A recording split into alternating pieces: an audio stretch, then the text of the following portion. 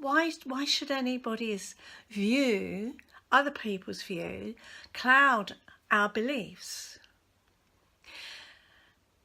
And I know how hard that is, because growing up, I got those negative responses. I think my parents did it well-meaningly.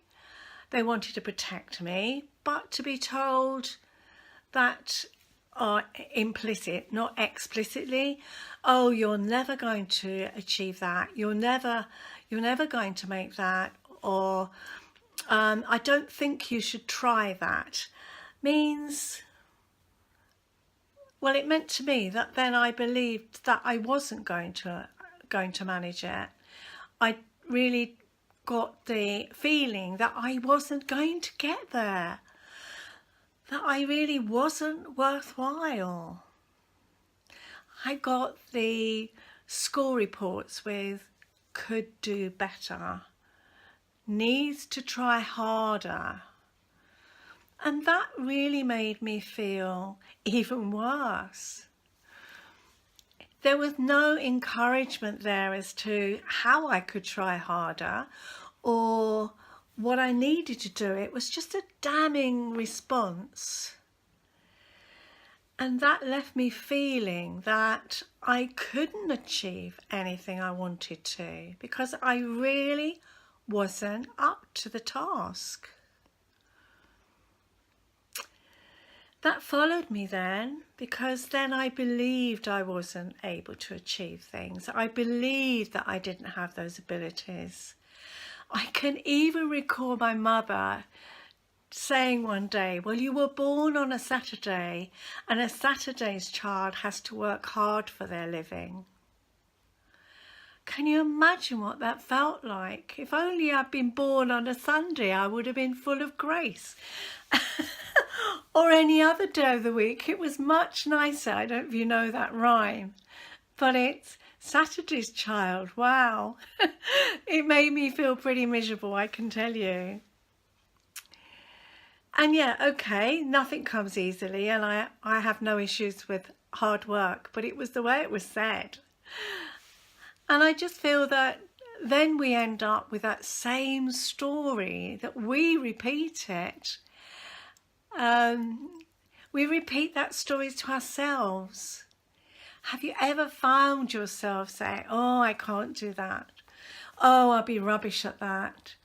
Who do I think I am to even attempt to do that? And part of it is, it's part of our brain keeping us safe. It's stay in your comfort zone, because that's, you know, that's your survival system. Yeah, stay safe. It's better to stay there. It's better not to try and go out of your comfort zone. It's okay, it's comfortable. But then we never stretch ourselves. And we also end up with that feeling that whatever we were told, that defines us. I was talking the other day to somebody, and they were doing one of these character things, you know, where you do a quiz and it tells you the personality you are. And I had a conversation with her afterwards, and I said, okay, it might give somebody an idea if they've got no idea about themselves. But you know, when you get those blasted questionnaires that you do when you go for a job, Myers-Briggs or whatever else it is, and it tells you the kind of person you are.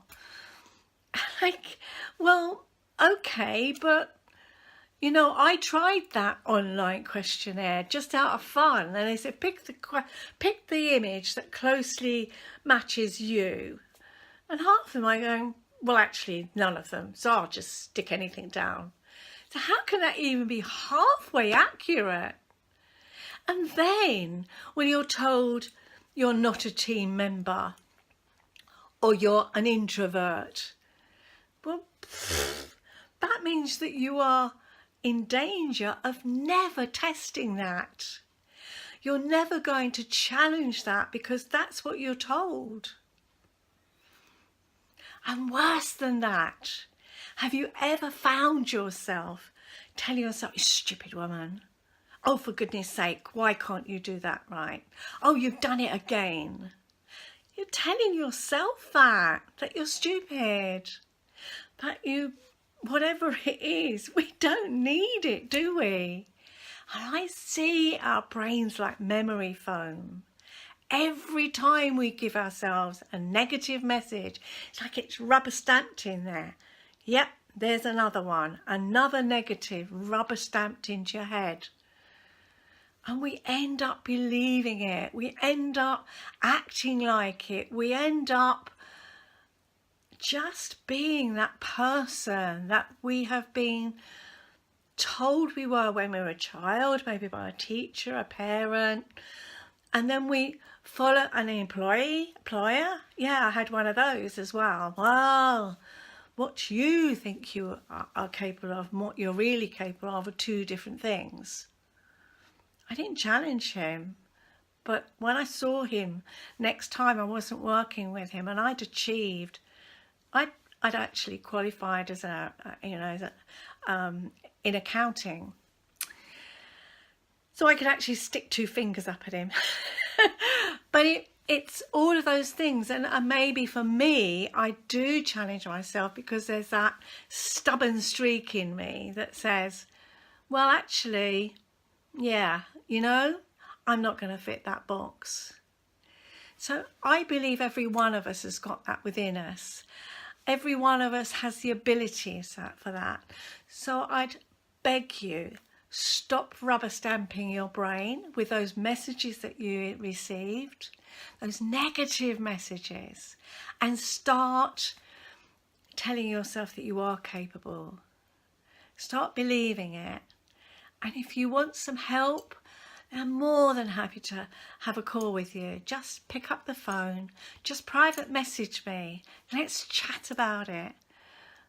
Let's see how we could work together and help you become the person you want to be and challenge those negative messages.